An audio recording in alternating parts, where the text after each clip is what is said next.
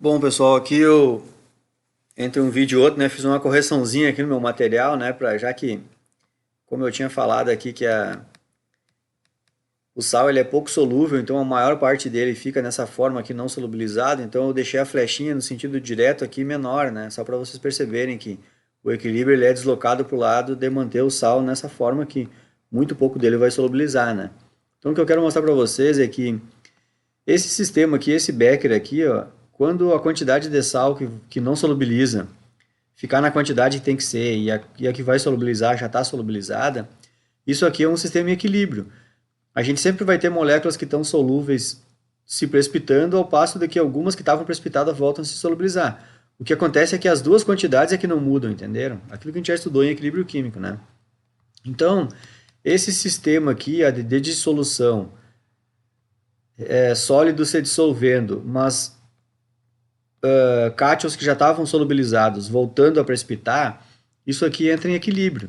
Então é isso que eu quis explicar aqui nesse slide aqui, né? Que eu não vou ler esse texto aqui, mas eu fiz um breve comentário sobre o processo de dissolução e o processo de precipitação e que eles estão em equilíbrio ali, né? Naquele becker ali que eu tinha mostrado antes, a gente tem um sistema de equilíbrio.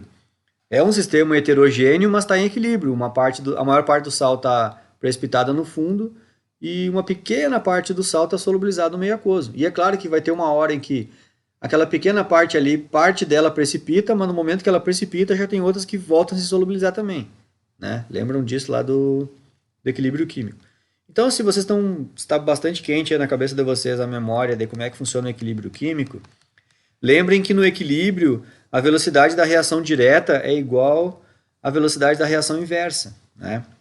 Então, se a gente olhar naquele nosso slide anterior, deixa eu voltar aqui, a velocidade da reação direta, isso era a nossa dissolução. E a velocidade da reação inversa era o processo de precipitação, ou seja, íons que estão solvatados por moléculas de água voltarem a formar a estrutura cristalina. Lembrem, ó, isso aqui o nosso olho enxerga, né? Esse bloco cristalino aqui, que é um sólido iônico, e isso aqui o nosso olho não enxerga. Cada íon solvatado por água, o nosso olho não enxerga. Né? Então, se a gente escrever as equações da velocidade direta e a equação da velocidade inversa, a gente escreveria desse jeito aqui, ó. A velocidade de dissolução, que é a velocidade direta, né? Deixa eu mostrar para vocês aqui, ó. A velocidade da reação direta, que é reagentes virar produtos, a equação vai ser igual à concentração dos reagentes. E o reagente é o sal cloreto de prata, vezes a constante, que é o K minúsculo, né? Que é a constante da equação da velocidade da reação. Lembram disso? Que mais que eu já tinha explicado para vocês? Os químicos atribuíram, cada vez que a gente fala da concentração molar de um sólido, que ele não está solúvel na água, a gente atribui arbitrariamente o valor igual a 1. Se escolheu isso porque o 1 nos cálculos lá não fede nem cheira, entendeu? Então não vai atrapalhar nas nossas contas. Então se isso aqui eu vou dizer que é 1, na real a velocidade de dissolução simplesmente ficou igual à constante da velocidade de dissolução. Já a velocidade de precipitação, essa não. Olhem que a velocidade de precipitação, quem que é a precipitação? É os íons solvatados que formam o sal pouco solúvel. Então a equação da velocidade vai pegar a concentração de prata solvatada e a concentração de ânion solvatado. Então a equação da velocidade de dissolução vai ser a constante dessa equação vezes a concentração de prata solvatada. E é por isso que a gente escreve prata mais. Tudo que é livro vai fazer assim. Vai escrever prata mais e Cl menos. O livro não vai ser tão meticuloso que nem eu fui aqui em dizer que a prata está solvatada por molécula de água, que até botei um X aqui, ó, que nem eu sei quantas moléculas de água estão em roda dela, sabe? Então o livro não vai gastar toda essa tinta aqui no papel lá. Vocês já viram que o químico ele é meio preguiçoso, ele já vai abreviando as coisas. Então o químico costuma já escrever só assim, ó, Ag+. Mas também quando um químico escreve Ag+, é porque ele está falando desse cara aqui, solvatado. Se um químico quer falar da prata que se ligou com cloreto, ele escreve AgCl. Isso vale para a química inteira, pessoal. Não é só na química analítica, tá? Então o químico é muito claro, assim, ele gosta de escrever pouco, mas ele é claro, tá? Se a gente escreve Ag+, a pessoa está se referindo ao cátion solvatado.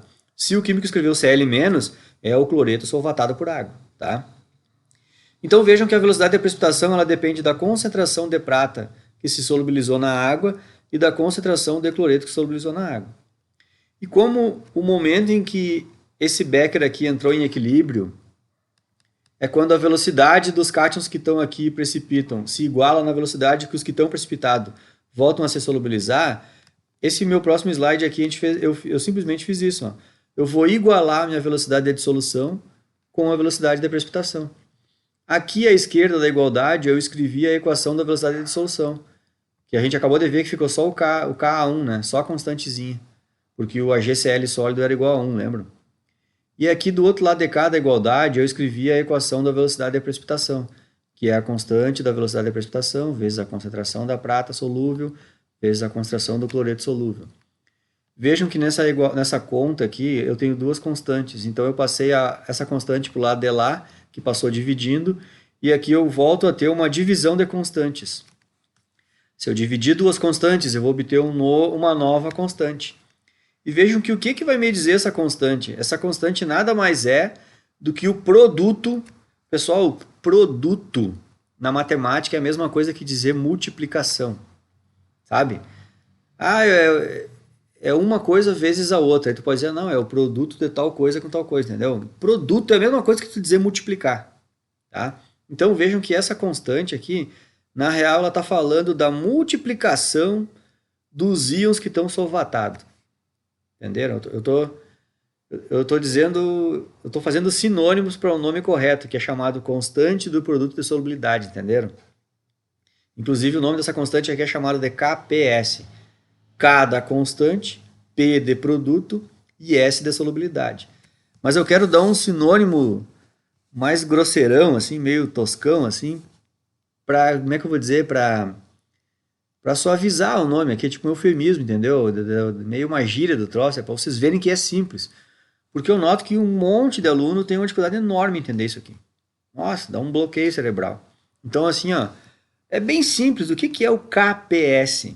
Eu vou voltar no desenho aqui para explicar para vocês. Ó. O KPS, se eu falei para vocês que esse sal aqui é pouco solúvel, o AgCl, se ele é pouco solúvel é porque vai ter muito pouco prata solvatado em água e muito pouco cloreto solvatado em água. O que me diz o KPS? Me disse que a quantidade de prata nesse líquido aqui, vezes a quantidade de cloreto nesse líquido aqui, esse resultado é o valor de KPS. É isso, entendeu? Por isso que o nome é constante do produto, que é a multiplicação, dos íons solvatados, da solubilidade. É a constante da multiplicação daquilo que você solubilizou. Entenderam? Acho que entenderam, né? Já expliquei, acho que umas 3 jeitos diferentes. Hein?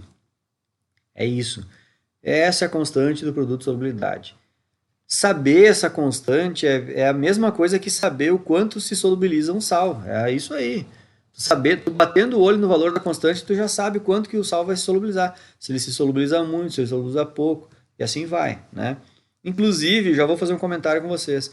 Todos os sais que são muito solúveis, muito solúvel, tipo sal de cozinha, tipo esse aqui, ó, esse aqui do exercício aqui, ó, nitrato de prata, por exemplo, ele é um sal bastante solúvel. Todos esses sais que são bastante solúveis, a gente nunca faz a constante do produto de solubilidade. Não existe, entendeu? Então, sempre que a gente faz esse cálculo aqui para ver o... Opa, é o último slide aqui. Sempre que a gente faz esse cálculo aqui para descobrir o KPS de um sal, é porque esse sal é pouco solúvel, tá? Se tu foi pesquisar na internet, no livro, o KPS de um sal e tu achou o KPS dele, pode saber que ele é um sal pouco solúvel, porque todos os sais muito solúveis, a gente não tem o KPS deles. Eles são bastante solúveis, né? Tá? Bom, aqui então agora vocês acabaram de ver como é que é a constante do produto de solubilidade, né? Então como é que a gente escreve a constante do produto de solubilidade de um sal? É bem simples, ó. Imaginem esse mesmo sal que a gente está falando aqui no exercício, no exemplo, aliás. O cloreto de prata. O cloreto de prata é um sal pouco solúvel. Se tu coloca ele em água, aqui eu vou começar a corrigir meus material aqui.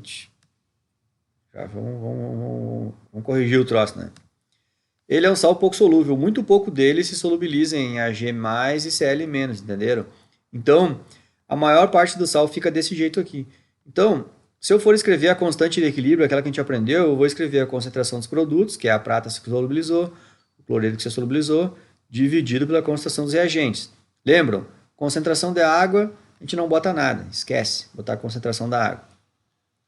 E concentração de um sólido, a gente diz que é quanto? É 1. Então essa parte da conta aqui divide por 1. E aí essa constante de equilíbrio aqui a gente vai substituir pelo KPS, porque na verdade o que a gente acabou de fazer aqui é a constante do produto de solubilidade. Ó, a constante do produto, multiplicação, da solubilidade. Por que eu digo solubilidade? Porque eu estou escrevendo os caras que se solubilizaram. Ó. Entenderam? Vocês conseguem enxergar isso aí? É isso. KPS, constante do produto de solubilidade. Vamos dizer de outro jeito.